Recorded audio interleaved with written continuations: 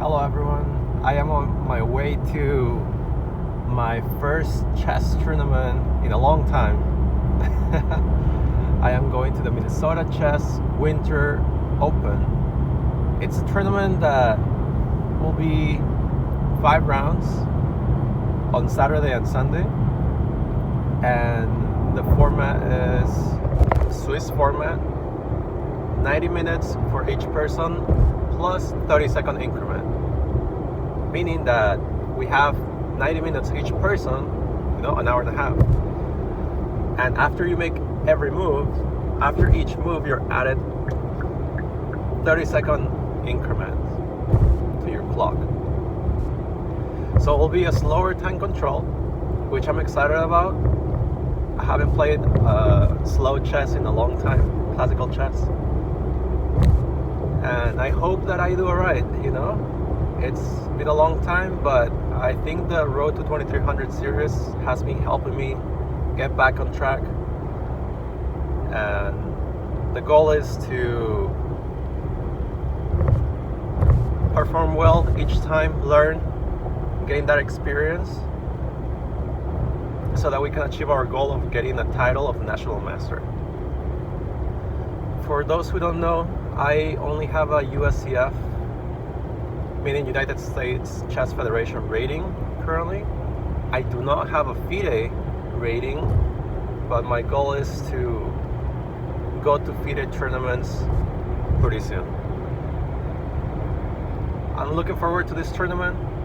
We'll see how it goes, and I hope you like this video as well. So buckle up, I guess. We'll be on our way to a National Master title together. Alright? I'll see you. Enjoy!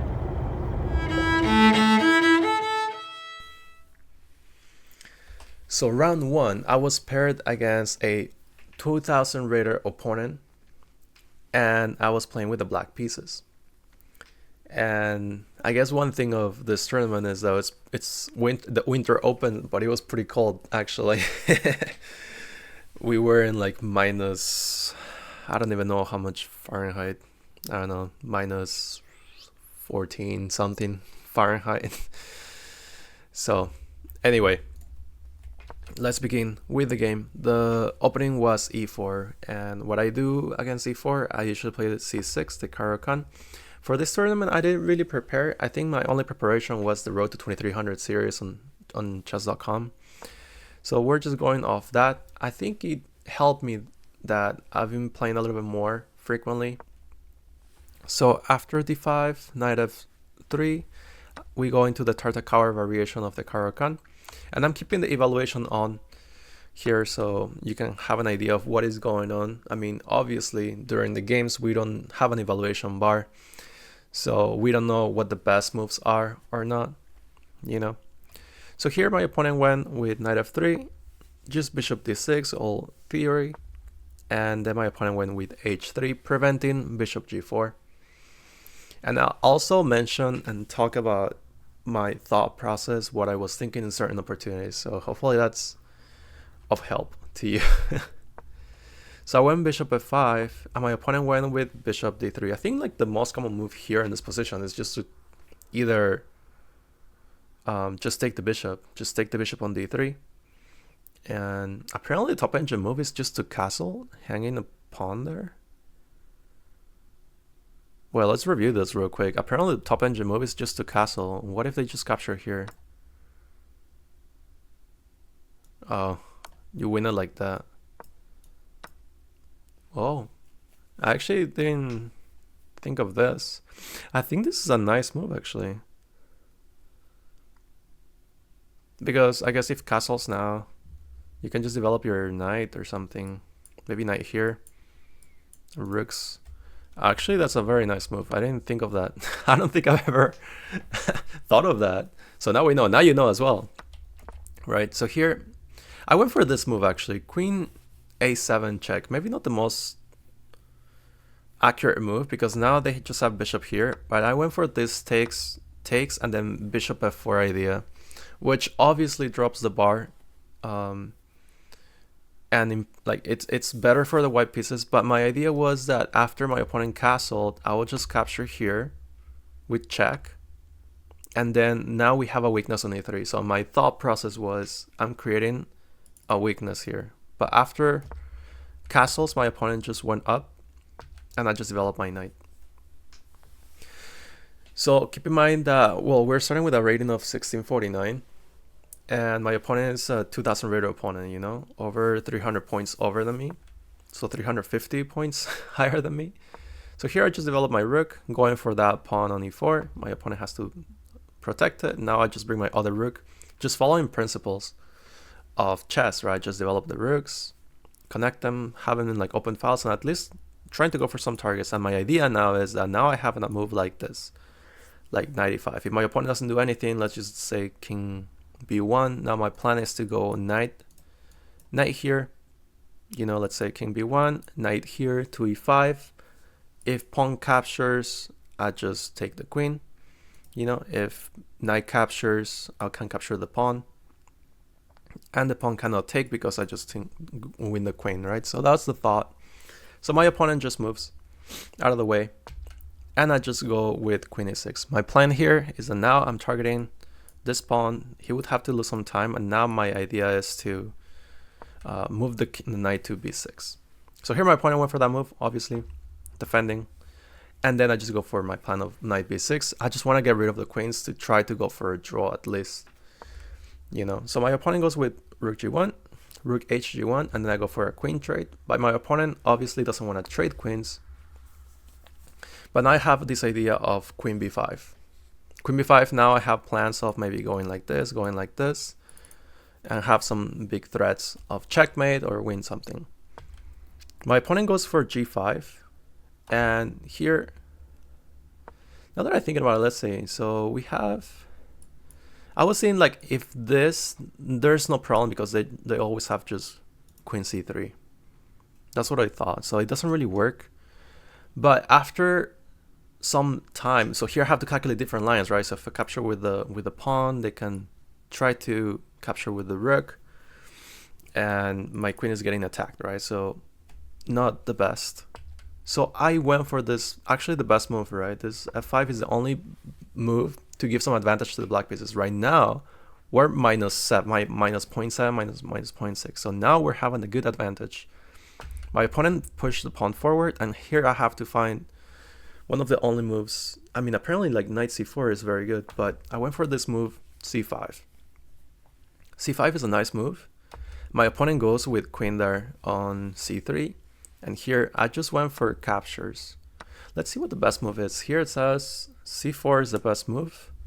I was actually considering that. I was considering this to then go for this and then push.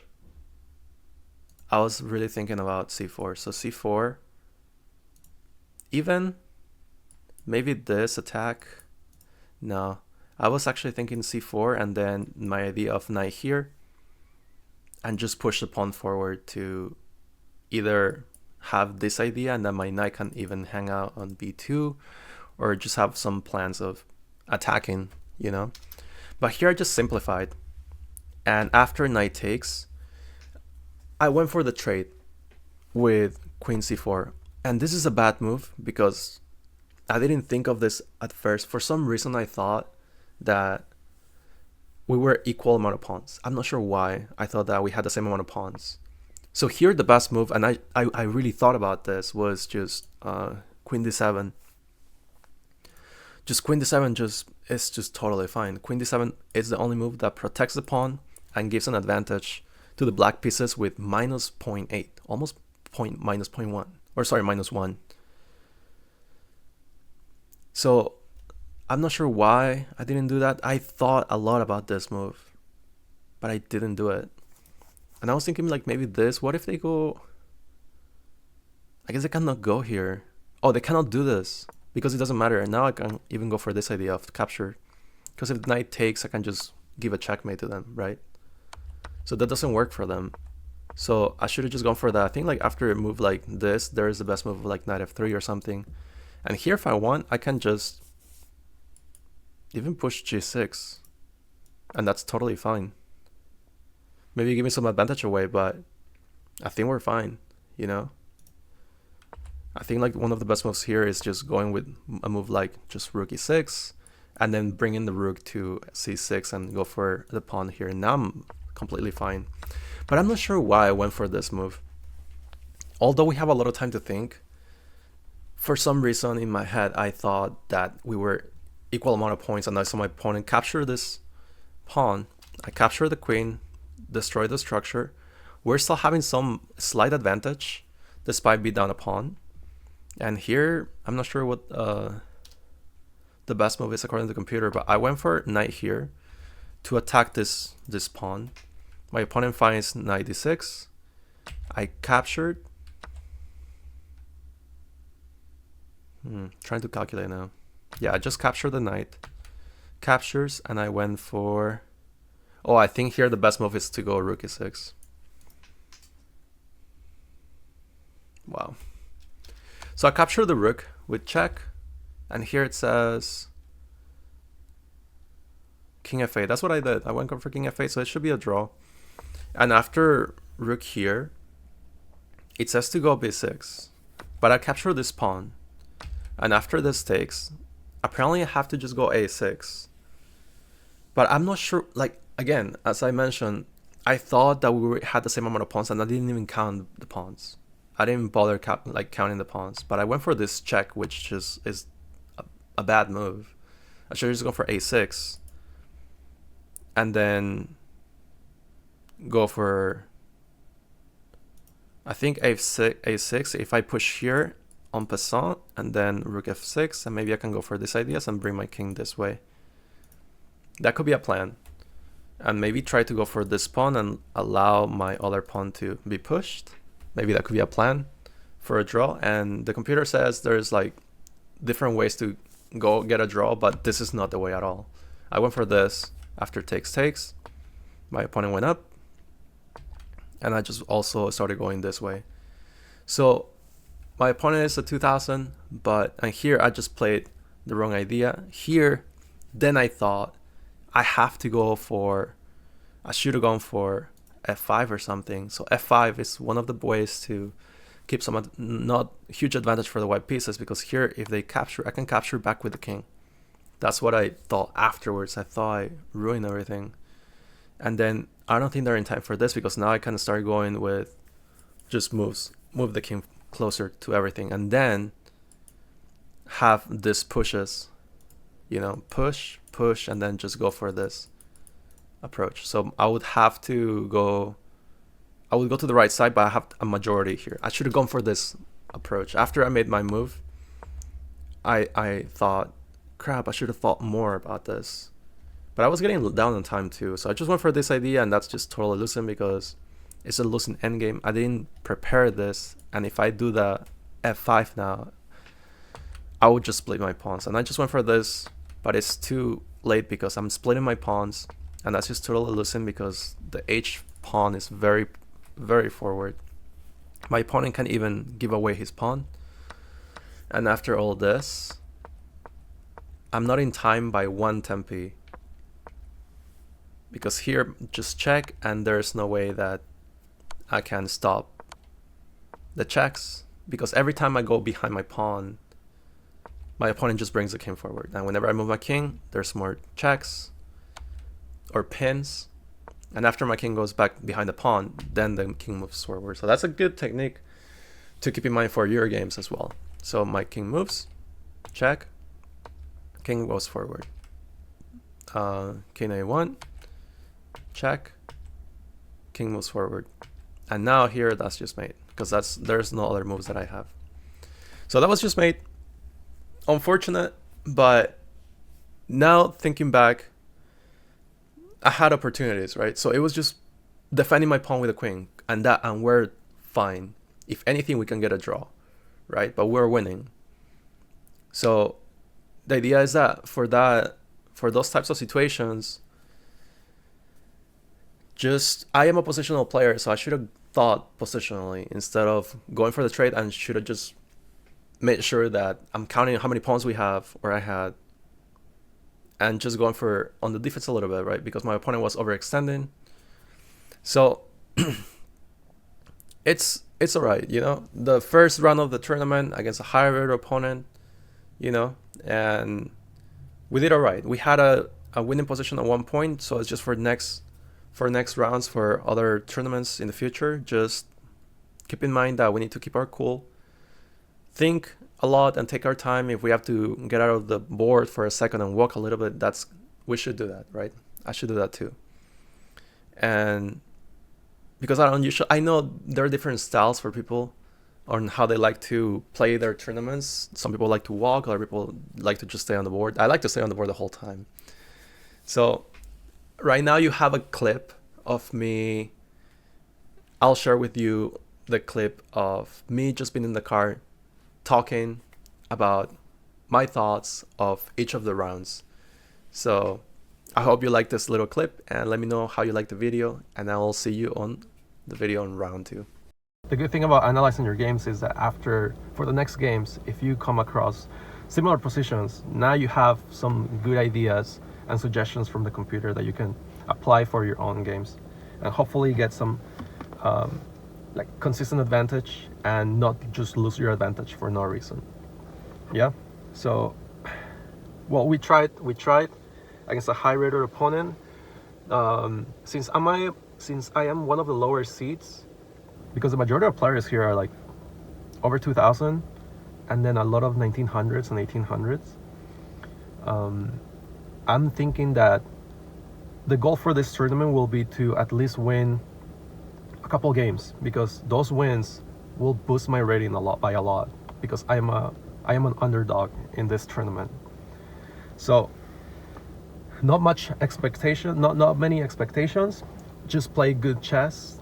I think I played fairly decently here, although finding just queen d7 would have been very, very good for me, and I think my opponent at one point was getting nervous because he was biting on his nails. So the idea is that we'll try our best. Let's just try to play some good chess. We were not in time trouble at all. We had a lot of time, but I should have just spent more time to calculate those positions even further. So I hope you like this round. I hope you like this video. I hope you learn from it, and I suggest that you should look into participating in some over-the-board tournaments, because that'll be a good opportunity for you to improve and start learning a little bit more about chess and some tips from these players that may be stronger, and make some friends. So I will see you on the round 2 recap of the tournament. Bye.